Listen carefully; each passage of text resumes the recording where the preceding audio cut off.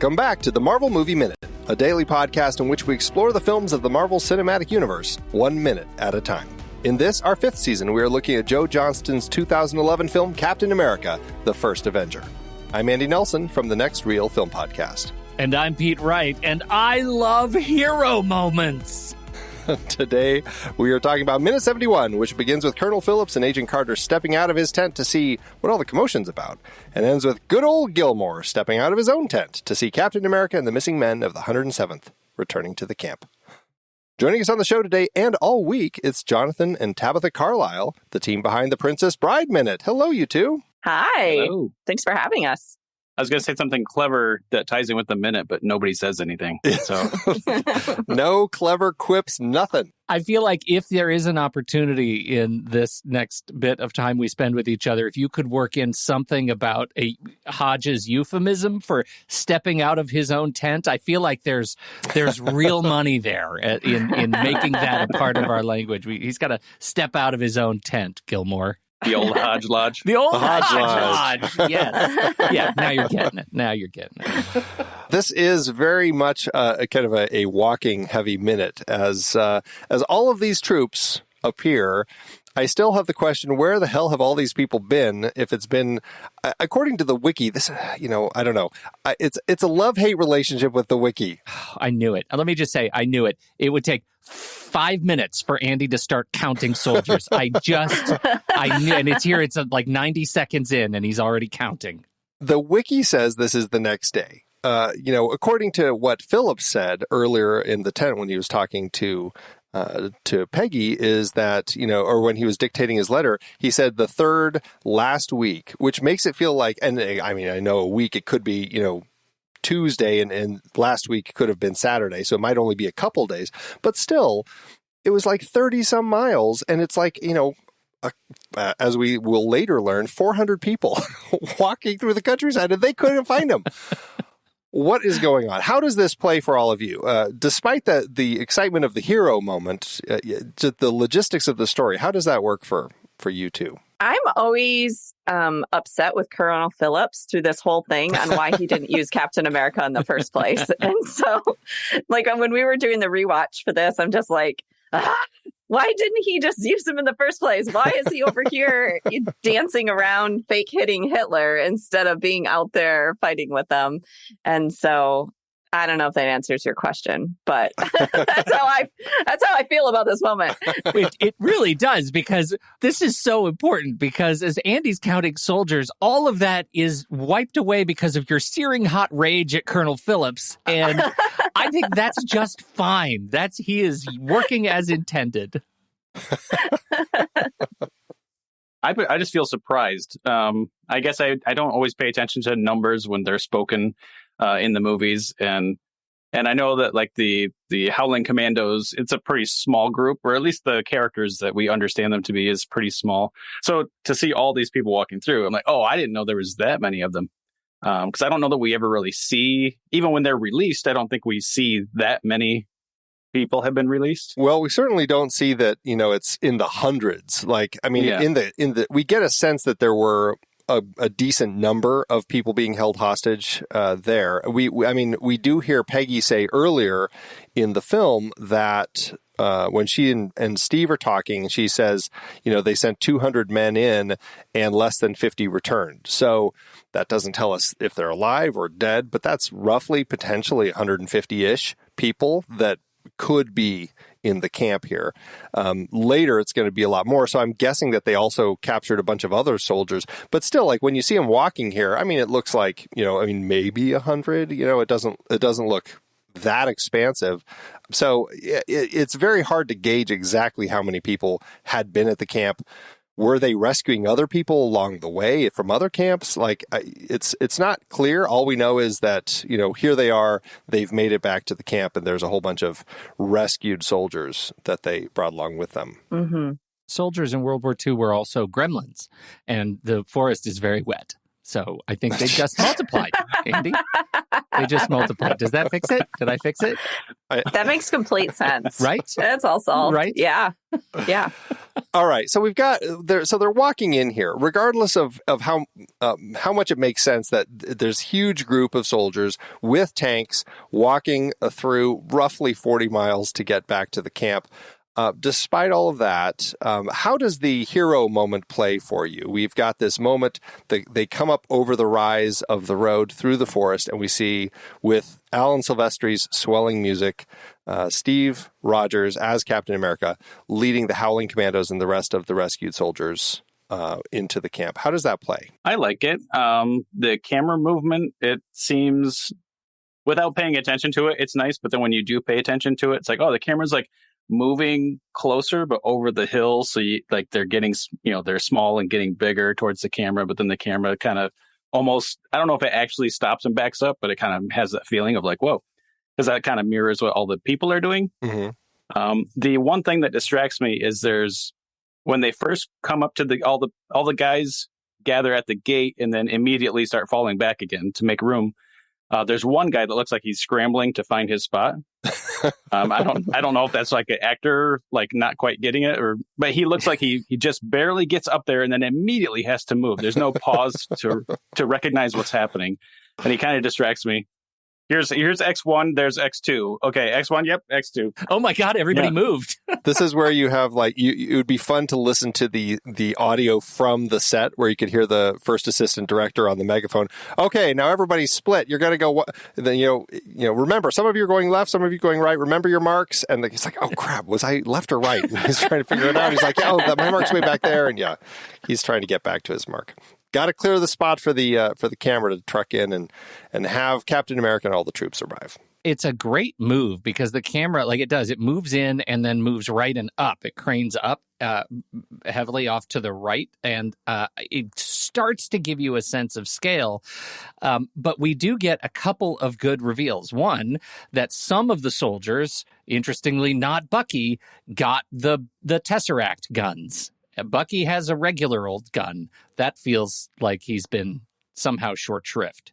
Oh, well, we're going to talk about that here in a sec because I've got information. And then it goes up, and we see that they also captured a tank, a Hydra tank, and it's awesome. We get the weird Hydra logo pass to confirm that is they've stolen a tank.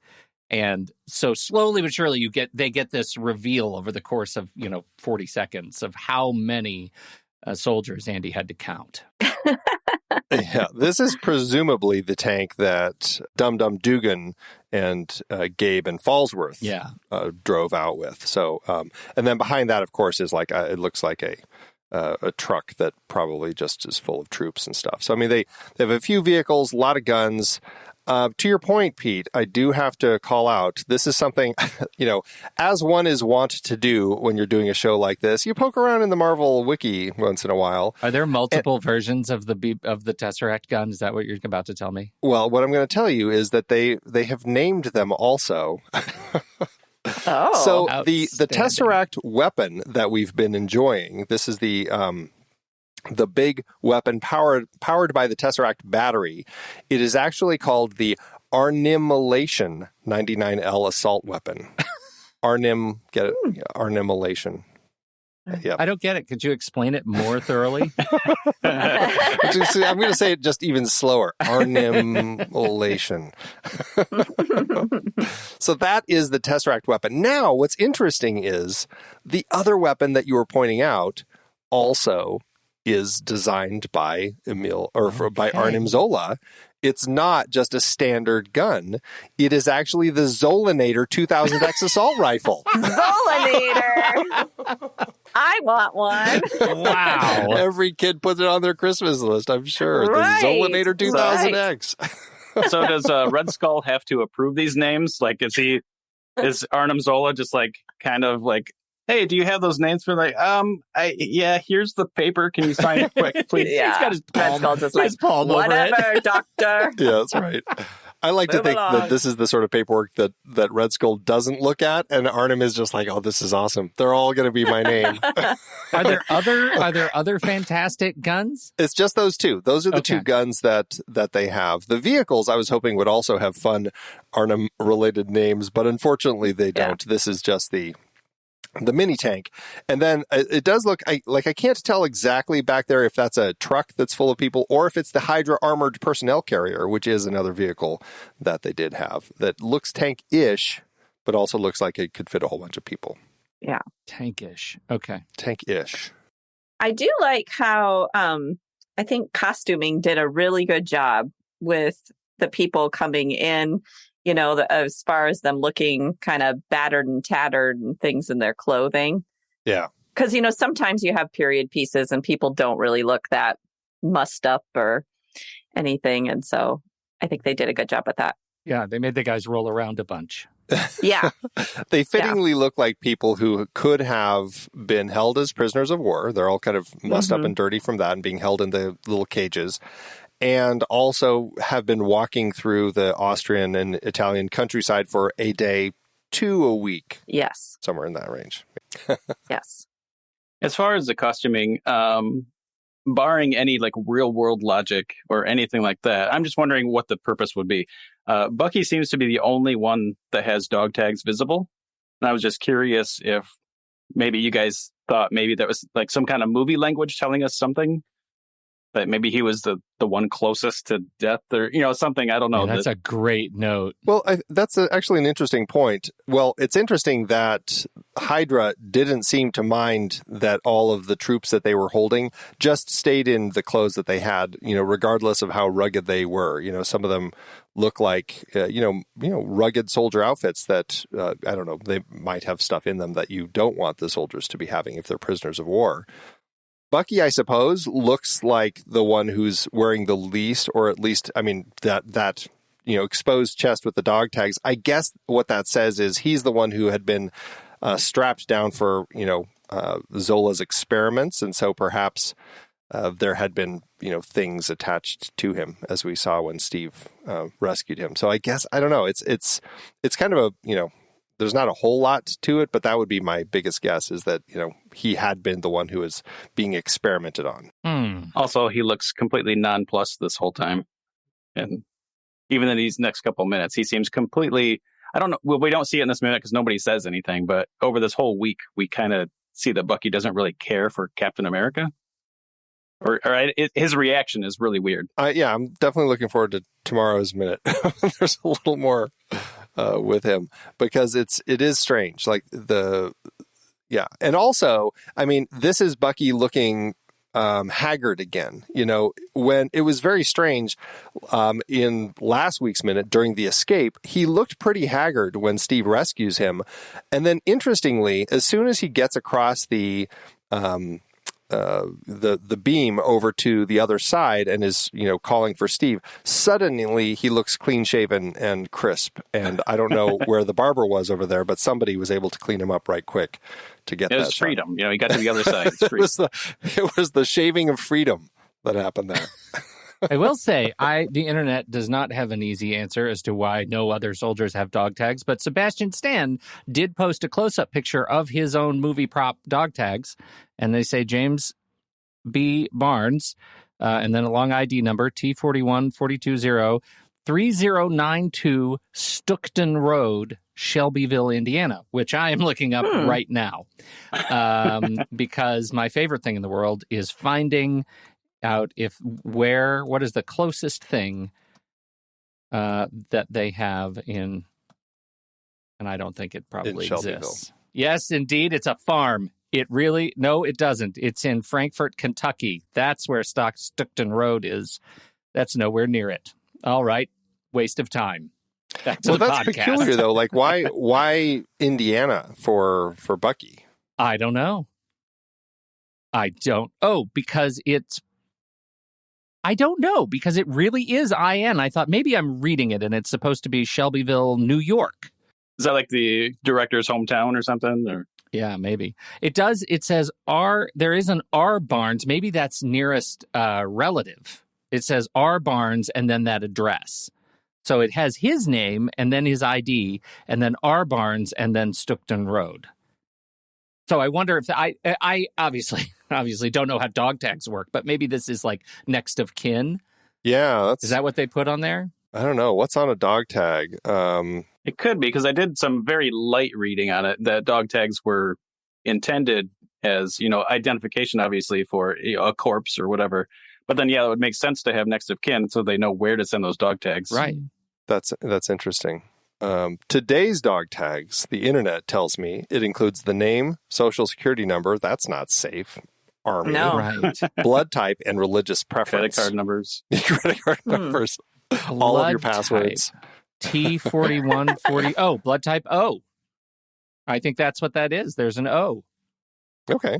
So he's blood type O. And his social security number is 325-57038. But that's not enough numbers. No, purposefully one short. Yeah. Yeah. Huh. Okay. And does it say anything like no preference or Catholic or anything? No, it just says T41 space 42 space O. I don't know what that means. I don't know, but I'm guessing the O. Well, I don't know, because I'm looking at dog tags now, and usually it's like O neg or O with a little minus sign. Oh, so yeah, I don't have any of that. You would need a plus or a minus. There is a rogue P on it. Like after the address, well, that could be. Maybe it's Protestant. Or O, that could be for the O positive. Well, but they're on completely different lines. Like it goes Shelbyville, Indiana, space P. Well, let's see.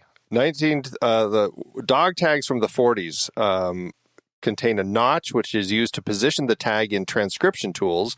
Medics use them to quickly transfer the wearer's information onto medical paper forms or burial records. The notches were usually called tooth notches by soldiers. So they change a lot over the years. I don't see anything specific about other information that was on them during World War II. Okay. But, yeah. Interesting little, very interesting, very peculiar little rabbit hole we just went down for a movie prop that we can barely see. But there it is. That's why we're here, folks. That's why we're here. So this is not the first time we've seen Steve in this kind of walking position. This is a nicely restructured moment that we had from earlier in the film during the musical montage when he is walking with some soldiers in front of a rear screen projector and just kind of as the director is making sure they don't look in the camera, all that sort of stuff. Do you like having that sort of callback in a moment like this? How does that play for you when we saw that moment earlier? I don't mind cheesy stuff if it feels right, I guess. I don't know. That's one thing I really enjoyed about this movie, especially the first half, is the whole Marvel acknowledgement of cheesy costumes and stuff like that. Like how are you going to put Captain America in the Marvel accurate, comic accurate costume and not look goofy? It's like, well, they do it and it looks goofy, but it's because of how they do it. And the first time I'm watching this movie, I was like, okay, I like that. I like that a lot. Mm-hmm. So yeah, I don't mind the callback of him faking what he's doing and then now he's doing it for real. Because it's what he should have been doing all along, is out there doing this. Yeah. Damn that Colonel Phillips. I know. It's a real, it's got a lot of callbacks in it, right? Because there's one that it's a callback to he's doing the real thing, but two, it's like payback. It's callback, payback. It's the pay callback, where he also has to justify his existence in the war. He has to rescue a bunch of guys that everybody thought were dead, so he's proving the authorities wrong, and prove that his father figure who died in the act of creating him, like he's satisfying the creation myth that he has value in as a savior of people. And I think the layers of all that actually for me really work. And of course, the layers under this music, I think, are extraordinary. Like it's just, it feels so good because of all those things, not just for any one bit. It does. And I really I get a humility vibe from Captain America in there. Like even when he pats Bucky on the back, it's almost like he's not even acknowledging. Well, I mean, everybody's cheering that they're all back, but they're probably also cheering for Captain America bringing them all back. But Steve is just kind of like patting Bucky on the back, like, hey, they're cheering for you, buddy, you know, and stuff. And so he's not like, oh, yeah, they're cheering for me. And he's all just like proud, even if they weren't cheering for him. He's not all proud. He's just, it's like a nice humble moment, I feel. And so I like that too. Yeah, there's definitely the feel through this walk as they're kind of walking up, as people are cheering. It feels very much at this point, I don't know, the way I read it, very focused on just like, hey, they've rescued the missing soldiers, and like seeing all these people that, I mean, you didn't know. I mean, oftentimes in these sorts of situations in war, I suppose you don't know if they're dead, if they're being held as prisoner or what. And the fact that 200 men from the 107th had been sent, only or less than 50 had returned. And here you see the return of so many people that you knew from your team, finally back out of the hands of the enemy. I can imagine the great relief. And so I really like that, the way that it's playing and the way that, Steve's not marching in any sort of showboaty sort of way. It's just a march. They're just kind of walking them back. And I mean, we'll kind of talk about that some more tomorrow as far as, the delivery and how he responds and what he says to Colonel Phillips.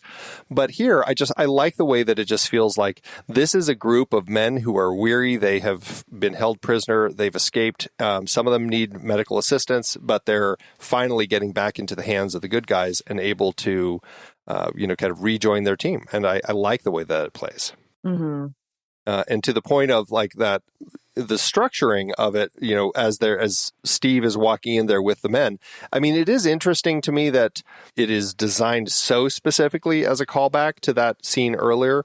If anything, as I think about it now, I think that probably the film version that we saw earlier in the film makes less sense because, like, why would they have, I don't know, I feel like if they were doing a film about it, like all of those guys would have just looked like your standard issue American soldier. They wouldn't have had such unique looks and, in our minds have led us to think, oh, there's a feel of the Howling Commandos here. I mean, it is a nice nod, but I think I prefer just seeing it here as they're kind of all walking in together. Mm-hmm. What do you two think of Alan Silvestri and his music throughout the film? I like it. I actually kind of looked up, I mean, not that I did research, I don't even want to say that, but just looking up whether Alan Silvestri moved on to the other Captain America movies. I wasn't really paying attention when the movies all came out, but no, I like it. And I feel like there's always been this thing on the internet, that the Marvel scores are not rememberable, all that stuff. And I still don't know that I could, if someone said Captain America, the First Avenger, then I would sing the theme. I don't know that I could still do that without just watching the movie, but yeah. But at least when I hear it, I'm like, oh, I know what that is. It's not just more filler or something, that's the Avengers theme, so I guess it's part of it. It's like, It's like, no, that one I remember. Are there many that, think about what ones can you call back, if any? Because that is one of my struggles, is the themes often aren't that memorable. Like when you hear them often, you're just like, oh, okay, that's Iron Man or that's Thor or the Avengers or Captain America. But when you step away from them, none of them really stand out like a Star Wars score or something like that. Yeah, I think some of that is just because it doesn't, like Star Wars, it seems like the music just carries you through the whole thing. Where with the Captain America, it's kind of like the stinger. It's like, oh, I recognize that, but I wouldn't necessarily recognize the build up to it and the fall away from the stinger. There's definitely a difference in composition there. Pete, how does it work for you as far as the way that the score kind of walks us through this march into camp? Well, I guess I'm in the bag for it. I also find of the scores of the themes of each of the character themes, this one and the Avengers to me really, really stand out. I totally agree with everything you're saying about the other ones, that the Marvel ones don't tend to be that memorable. At least, if you get me started on Thor, maybe I could come up with it, but I can't right off the dome. But this one I can, and I think it's perfectly of a time. It's got it's of the place. It sets me in the place of war. It feels like a heroic battle theme, like we've just won something that is amazing, and it feels really, really good. And so, yeah, I think I'm more favorable of this theme and find it more memorable than any of the others. Certainly, the Avengers theme, just because it's used in the in the main sort of stinger of the Marvel movies right now, I think is probably more memorable than this one. But this one is right up there for me. I love it. What would you say is easier to recall, the theme for this or Star Spangled Man? Oh, Andy, now I'm going to be singing Star Spangled Man for a week. We only sang it for like weeks on end. I know. That was mean. As the Star Spangled Man, just thinking about the reality of superhumans mixing with humans, he's at the front of the line. Like, I just wonder, as they're walking through, especially 30, 40 miles, like how many times did he kind of get lost in the walking and realize he was way ahead of everybody? Like, hold back. Sorry, it's my march. Yeah. Well, yeah, I mean, again, it's hard to really say how long all of this has been. According to the wiki, everything is the same day. Like this, all the way through Peggy in the red dress at the Whip and Fiddle. It's all the same day. So they make it back to London, go through the whole thing, go to the bar. It's crazy what the wiki does. I don't know why. Yeah, I don't know if I agree with wiki. I know it's kind of loony, but still, I mean, they're marching. They've got to go. They've got to find food to eat. You know, they presumably are going to need shelter if it's taking them days to walk. They've got a tank and some other vehicles. Are they going to need to get gas at all? And another question that I was thinking about, because, I mean, we saw when Schmidt and Zola left, it was just them. They left all of the troops behind. Did they kill all the Hydra troops, or do they also have some of their own prisoners? I mean, it's never, ever discussed. But it did make me wonder. I would like to think that they actually captured some people and actually have some prisoners. Yeah. Here. Oh. If the prisoners didn't like eat their own cyanide tooth, and good point. So it's debatable if they were able to take any alive. I wonder. Yeah, see, that's the thing about Hydra. Oh, yeah. If you have one guy that kills himself by saying, strike me down, the other heads will follow. But if you have a whole troop that are all killing themselves, like I don't know. It seems. I don't know how many others are going to. I mean, it's like a little bit of a spoiler, but like later when they get Zola, Colonel Phillips says, like they haven't been able to. He's the only one. That Zola's the only one that they've been able to take that hasn't eaten the cyanide pill. So I don't know if they would. I mean, that's a lot. Like, I don't know so many bodies. but and also for troops who are left behind by their leader with no direction. I mean, maybe he told them, "Hey, if things go awry, meet us over at this other base." I mean, who knows? Kind of what the word was that got out to all the Hydra troops that were at this particular factory. But still, it's like with those two gone. I mean, do these troops have any, is their loyalty so strong that they don't feel like abandoned by their leaders, but they say, you know what, hey, we understand, we've got to do what we can to just make it to that base on our own, and we'll meet you there when we get there. I mean, I don't know, it just seems like a strange system, I guess. It does. But if they fought to the death, and Cap's troops here, they have all those weapons. Yeah. There's not all those bodies because those guns are like disintegrating the bodies. Yeah. And exploding everyone too. So if they fight to the death, if they were Nazis too, I guess they could be loyal. And there may not even be as many troops there because there were workers, in the factory. Maybe they didn't have as many troops. Like Schmidt didn't have as many. I don't know. Well, here's the thing. I'm gonna call my shot here. I think the open of the next Captain America movie, Sam Wilson is going to be sitting on a couch in a dark room watching an Attenborough-esque documentary of cameras, like documenting the sea of just like rogue boots from disintegrated soldiers at this camp, and they're going to cover it. They're going to cover it. It will be covered in documentary footage. The massive loss of Hydra life because it'll be a big kind of reconciliation with the use of cyanide in war. That's what I think is going to happen. So stay with me. Yeah. And it'll be called Boots on the Ground. Boots on the ground. I got to make a note. That's going on a shirt or something. That is a dark path to have taken the next Captain America film. Boots on the ground. The untold story of Hydra's loss. The film everyone has been waiting to see. Oh, man. All right. Okay. Well, I don't know if I had any other questions or thoughts on this minute. Does anyone else have anything to say about this, or should we close up shop and come back for tomorrow? No, not unless you were wanting to talk about Hodge coming out of his Hodge Lodge all confused. And we should talk about whatever. Gilmore Hodge a little bit, yeah. Does Gilmore Hodge really deserve more from us? No, he doesn't. He doesn't. What I will say about this, and this is actually a good question. I'm glad you brought Gilmore up. I'm curious if this would have done anything interesting with his character as we get. I mean, we have these reaction moments. Personally, I never noticed that it was the same guy from the camp. When I first saw the movie, it wasn't until this process. I'm like, oh, okay, this is the guy who had been at the camp. In the script, he actually, in this moment, finally recognizes Steve, and he says, Rogers? As a realization that, holy cow, this is that puny guy from the camp all those, months ago.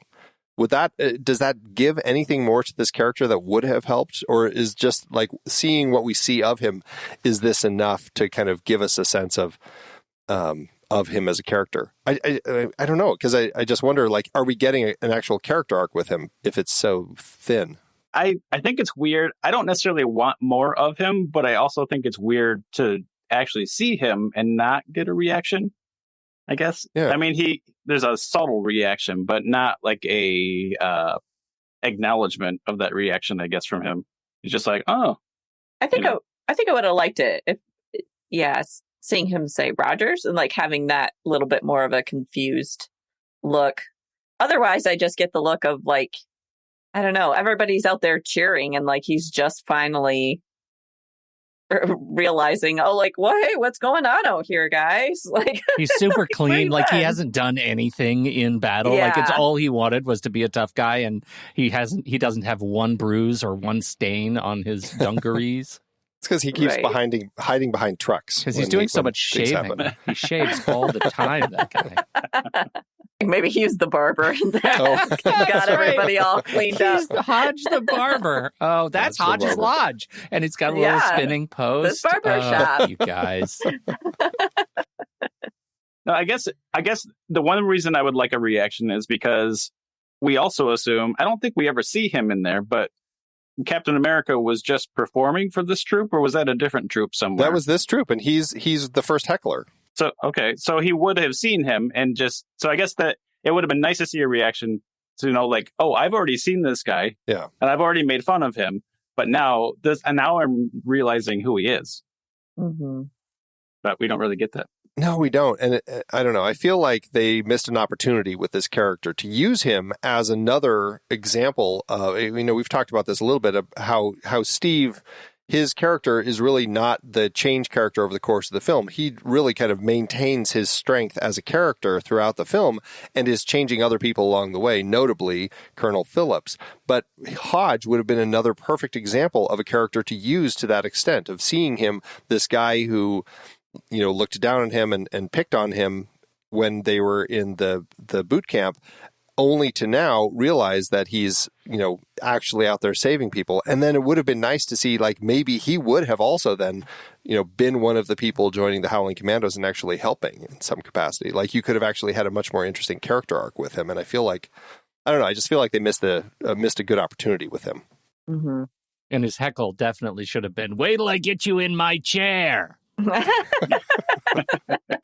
You have firmly planted your seat in that Yep. in the barber angle with Hodge. Mm-hmm. Is this like a Superman thing though? Like, would Hodge not be able to cut Captain America's beard because of the? Oh, It's I possible. hope they cover that in the documentary, Boots on the Ground. How does Steve shave? That's a good question. Well, he has the strength, maybe. Yeah. But does the blade? But, well, you can always Maybe it's fight. pull, Maybe oh my it's goodness, pulling out vibrating. your whiskers. That would be horrible. Oh, God, It's a vibrating razor. Ouch. All right. Well, Yeah. well, we have covered the gamut on this minute. Both of you, thanks so much for joining us today to talk about Captain America. Thank you. Thanks for having us. Yeah. Tell everybody what you're up to these days and where people can find the sorts of projects that you have been doing in the Movies by Minutes world. Yeah, like you mentioned, the princessbrideminute.com. That's with the THE at the beginning. That one is complete. And unfortunately, that's the only one I've completed because we did start UHF 62nd with my good friend David Johnson. And then life happened and COVID happened and we just haven't got back to it. And this is a lot of work for anyone who hasn't ever done any one of these things. Like, I applaud you guys for doing this and letting us come on because this is the easy part of it. But UHF 62nd, we do have a decent amount of episodes out. We're covering the UHF movie 62 seconds at a time. And if you know the movie at all, 62 might ring a bell. That's awesome. But it's been fun, and we plan sort of to finish at some point. But yeah, it's a lot of work, and we want it to be fun, and that's where we're at with that. Awesome. Yeah. And I just guessed, a long-time guest, because hosting is a lot of work. I get to guess. Because I did make notes on it, I don't want to forget that for the military people out there, that's Uniform Hotel Foxtrot 62 November Delta. Ooh. Nice. That's fantastic. I'm glad that you pulled that. All right. Well, check those shows out, everybody, and make sure you track down the other episodes out in the world where Tabitha's guested. And we'll be back tomorrow to talk about the next minute of this film. So, Pete, thanks as always. And minute 1 of Boots on the Ground, the great untold story of Hydra's loss in Switzerland. Until next time, true believers.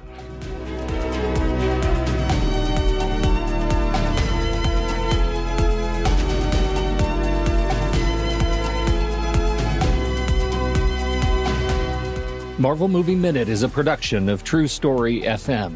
Engineering by Andy Nelson. This season's music is Spread the News by Anthony Vega, and this season's show art is by Winston Yabo. Find the show at truestory.fm, and if your podcast app allows ratings and reviews, consider doing that for this show.